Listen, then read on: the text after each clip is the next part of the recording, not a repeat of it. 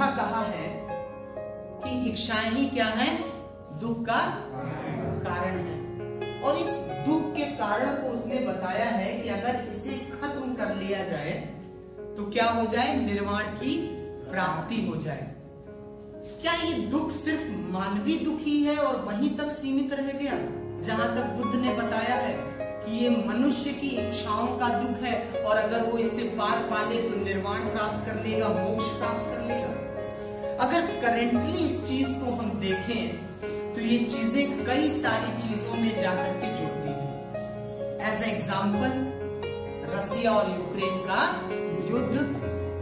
रसिया चाहता है कि यूक्रेन पर हमला करे, उसे कमजोर बनाए, क्योंकि यूक्रेन को अमेरिका और पश्चिमी देश क्या कर रहे हैं, मदद कर रहे हैं। और वो जानता है कि अगर अमेरिका को काउंटर करना है तो उसके सहयोगियों को दबा करके रखना है। यानी क्या है, इच्छाएं। और इच्छाएं क्या हो रही हैं, दुख का कारण बन रही है। और दुख क्या है, वो रसिया और यूक्रेन का कॉन्फ्लिक्ट और वॉर। अब इसी इच्छाओं जो है, दुख का जो कारण है, इसी के साथ साथ एक चीज और जोड़िएगा। भविष्य में एक व्यक्ति पैदा हुआ जो नॉन वायलेंस की बात की, या क्या बात किया, हिंसा की बात की।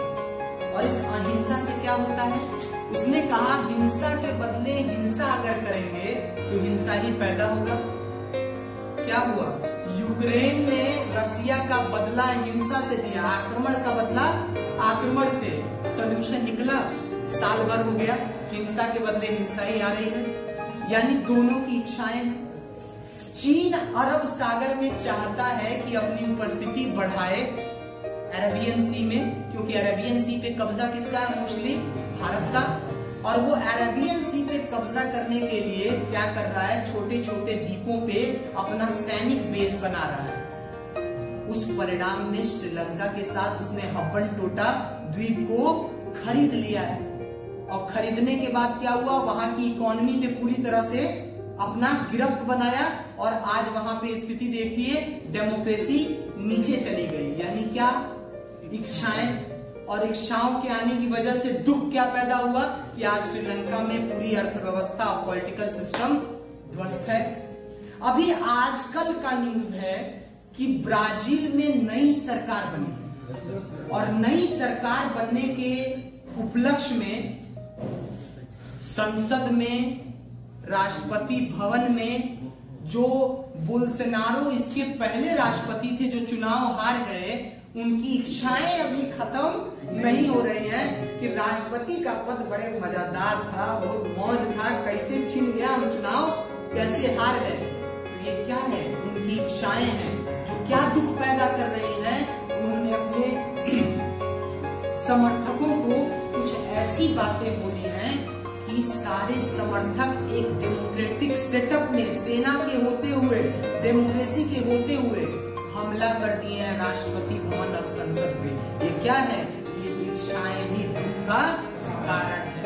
हमारी इच्छाओं ने क्या कहा, डेवलपमेंट डेवलपमेंट, सड़क बनाएंगे, पहाड़ों पे एकदम पर्वतों की रानी मसूरी बनाएंगे, जोशी मठ बनाएंगे। परिणाम, जोशी मठ अब कोलैप्स हो रहा है। बुद्ध आज भी प्रासंगिक था, कल भी प्रासंगिक है और आने वाले समय के लिए भी रेलेवेंट रहेंगे बुद्ध, क्योंकि इच्छाएं ही दुख का कारण है।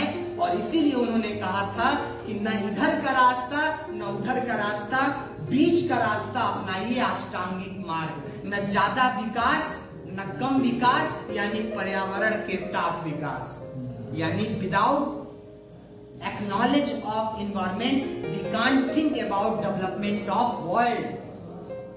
इसीलिए आज के समाज में कहा जाता है सिर्फ विकास नहीं, सतत विकास। और यही बताता है कि बुद्ध और गांधी आज भी प्रासंगिक थे, कल भी प्रासंगिक रहेंगे। और आने वाली दुनिया में जब जब इन लोगों से सीखना चाहेगा समाज, सीखेगा और उनके प्रश्न का उत्तर मिलेगा।